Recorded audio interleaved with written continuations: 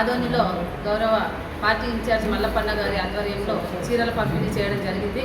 అందులో గౌరవ శాసనసభ్యులు మాట్లాడుతూ మరి అక్కడ దాదాపుగా 5 సార్లు ఆదోని తరఫున పోటీ చేస్తే ఆదోని ప్రజలు మరి ఎంతో అభిమానంతో గెలిపించుకున్నటువంటి నాయకుడిని మరి రావణాసురుడు అని సంబోధించడం ఎంతవరకు కరెక్ట్ అని నేను క్వశ్చన్ చేస్తున్నాను గౌరవ శాసనసభ్యులు.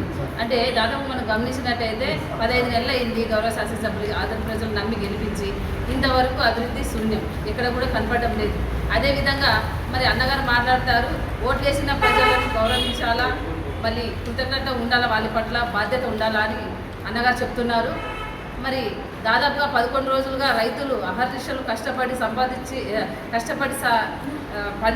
పంట పండించుకుంటే ఆ పంటను అమ్ముకోవడానికి దాదాపు 11 రోజుల నుండి మరి ఆదోని సెకండ్ ముంబైగా పేరు పొందినటువంటి ఆదోని మార్కెట్లో 11 రోజులుగా ఆ రైతులు కష్టపడుతుంటే మీకు బాధ్యత లేదా అని నేను క్వశ్చన్ చేస్తున్నాను. అదేవిధంగా గౌరవం అంటున్నారు, మిమ్మల్ని గెలిపించినటువంటి ఆదోని ప్రజలను అందులో కూడా ప్రభుత్వ ఉద్యోగిని పట్టుకొని మీరు వాటర్ వదిలిపోతే చెట్టు కట్టి కొట్టేయండి అని చెప్తారు. అదేవిధంగా వాటర్ నుంచి రాయనగర్లో విజిట్ చేయడానికి వస్తే అక్కడ మరుగుదొడ్లు సమస్య ఉంది, వాళ్ళు లోక్ అదాలత్లో గౌరవ న్యాయస్థానంలో కేసు వేసినారు, మళ్ళీ ఎవరైనా మరుగుదొడ్లు కట్టుకునేటప్పుడు అడ్రస్ వాళ్ళని రాళ్ళతో కొట్టండి అంటారు. అదేవిధంగా శాసనసభ్యులు 3 సార్లు ఎమ్మెల్యేగా గెలిచి ఎంతో అభివృద్ధి చేసినటువంటి గౌరవ మాజీ శాసనసభ్యులు పట్టుకొని రావణాసురుడు అంటారు. అంటే కనీసం మీరు మాట్లాడేటప్పుడు ఎమ్మెల్యేని గుర్తుకు వస్తుందా లేదా అని మేము క్వశ్చన్ చేస్తున్నాం.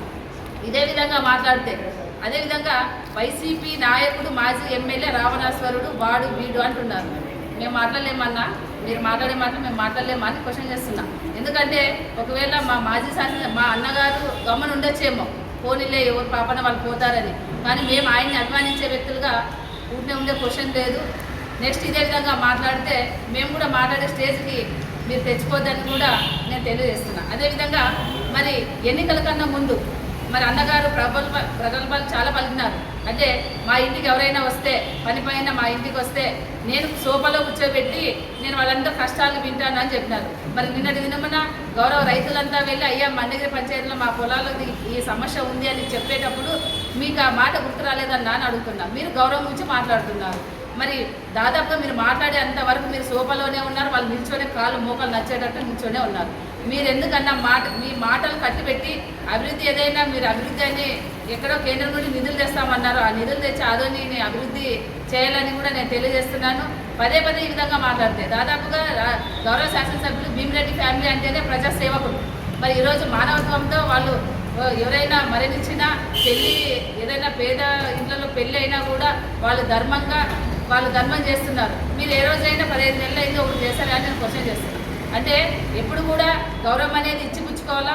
ఒక శాసనసభ్యులుగా మిమ్మల్ని ఆదరణ ప్రజలు నమ్మి గెలిపించుకున్నప్పుడు మీరు గౌరవంగా ఇప్పుడు మిమ్మల్ని బట్టి మీ నాయకులు కానీ మిగతా వాళ్ళు కానీ నడుచుకుంటారు. మీరు ఈ విధంగా మాట్లాడుకుంటూ పోతే మీరు జనానికి ఏం మెసేజ్ ఇస్తున్నారా అని నేను క్వశ్చన్ చేస్తున్నా. అదేవిధంగా ఈ మధ్యకాలంలో మీ కార్యకర్తలు కొంతమంది కూడా మీలాగే మాట్లాడుతున్నారు. ఏదైనా జరగడానికి జరిగితే దానికి బాధ్యతలు మీరే అవుతారని కూడా నేను తెలియజేస్తున్నాను. కాబట్టి ఎప్పుడు కూడా నోరు అదుపులో పెట్టుకొని మాట్లాడాలి, గౌరవం అనేది ఇచ్చిపుచ్చుకునే విధంగా ఉండాలి. ఈరోజు మీరు ఎమ్మెల్యే అనుకొని మాట్లాడితే రేపొద్దున భగవంతుడు అంటే మామూలుగా ఇక్కడ మా లిమిట్స్లో చెప్తూ ఉంటారు, కుప్ప తిప్పైతుంది తిప్ప కుప్ప అవుతుంది అని. అలాంటి రోజులు వచ్చినప్పుడు మరి అందరూ కూడా ఇబ్బంది పడాల్సి వస్తుంది. అంటే ఇది నేను హెచ్చరిక అనుకోండి, మీరు ఏమైనా అనుకోండి. ఎందుకంటే ఈరోజు మీరు మాట్లాడినారంటే మేము కూడా